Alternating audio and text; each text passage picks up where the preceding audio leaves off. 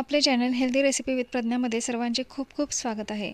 वसंत पंचमी दिवशी विद्येची देवता सरस्वतीला पिवळ्या रंगाची मिठाई नैवेद्यासाठी बनवली जाते।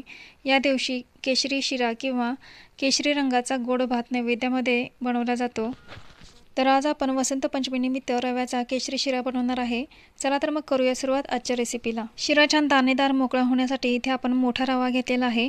मोठा रवा असेल तर शिरा छान असा मोकळा होतो। मोकळा आणि लुसलुशीत असा छान शिरा होण्यासाठी इथे मी मोठ्या रव्याचा वापर केलेला आहे। जर तुम्हाला मऊ लुसलुशीत असा शिरा बनवायचा असेल तर बारीक रवा वापरावा, म्हणजे त्याचा छान असा मऊ लुसलुशीत शिरा बनतो।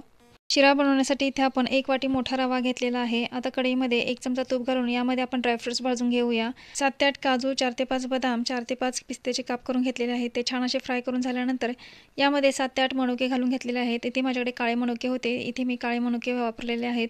आता हे छान असे फ्राय करून प्लेटमध्ये काढून घेऊया। मंद गॅसवरच ड्रायफ्रुट्स छान असे तुपामध्ये परतून घेतलेले आहेत। आता त्याच कढईमध्ये 1 चमचा तूप घालून हा 1 वाटी रवा यामध्ये छान असा परतून घेऊया। 4 ते 5 मिनिटं हा रवा छान असा सतत हलवून परतून घेतलेला आहे। रवा छान असा परतून झाल्यानंतर बाउलमध्ये काढून घेऊन त्याच कढईमध्ये आपण अर्धी वाटी आणि साधारण 2 चमचे साखर घातलेले आहे। तुम्ही इथे साखरेचा वापर तुमच्या आवडीप्रमाणे करू शकता। 1 वाटी रव्यासाठी अर्धी वाटी आणि वर 2 चमचे साखर पुरेशी होते।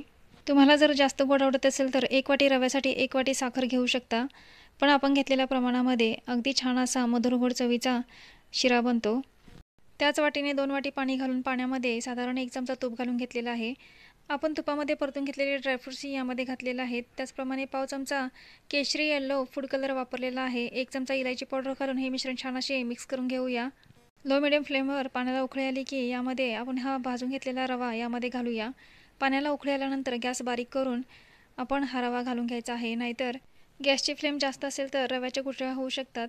म्हणून इथे गॅसची फ्लेम कमी करूनच रवा पाण्यामध्ये मिक्स करून घ्यावा, म्हणजे छान असा अगदी व्यवस्थित मिक्स करून हा दाणेदार आणि रवाळ असा होतो। 1 मिनिटभर हा रवा असं सतत हलवून घेऊन छान असा मिक्स करून घ्यायचा, एकजीव करून घ्यायचा आणि झाकण लावून मंद गॅसवर 1.5 ते 2 मिनिट छान अशी वाफ देऊन घेऊया। 1.5 ते 2 मिनिटानंतर तुम्ही बघू शकता इथे छान असा रवा एकसारखा दिसतोय। आता हा थोडासा हलवून एकजीव करून घेऊया, परत एकदा मिक्स करून घेऊया। वसंत पंचमीनिमित्त इथे आपला तयार आहे अप्रतिम चवीचा मोकळा दाणेदार केशरी रवा शिरा। वसंत पंचमीला जसे पिवळ्या रंगाचे पदार्थ बनवले जातात तसेच पिवळ्या रंगाचे कपडेही परिधान केले जातात। पिवळा रंग हा बुद्धीचा भव्य रंग आहे। तो आनंद, शांती, अभ्यासात एकाग्रता, मानसिक बौद्धिक प्रगतीचे प्रतीक आहे। अशा पद्धतीने नैवेद्यासाठी केशरी येलो शिरा नक्की ट्राय करून बघा। आजची रेसिपी कशी वाटली कमेंट करून नक्की सांगा। व्हिडिओला लाईक, शेअर आणि सबस्क्राईब करायला विसरू नका। परत भेटूया अशा छान खमंग स्वादिष्ट हेल्दी रेसिपीसोबत।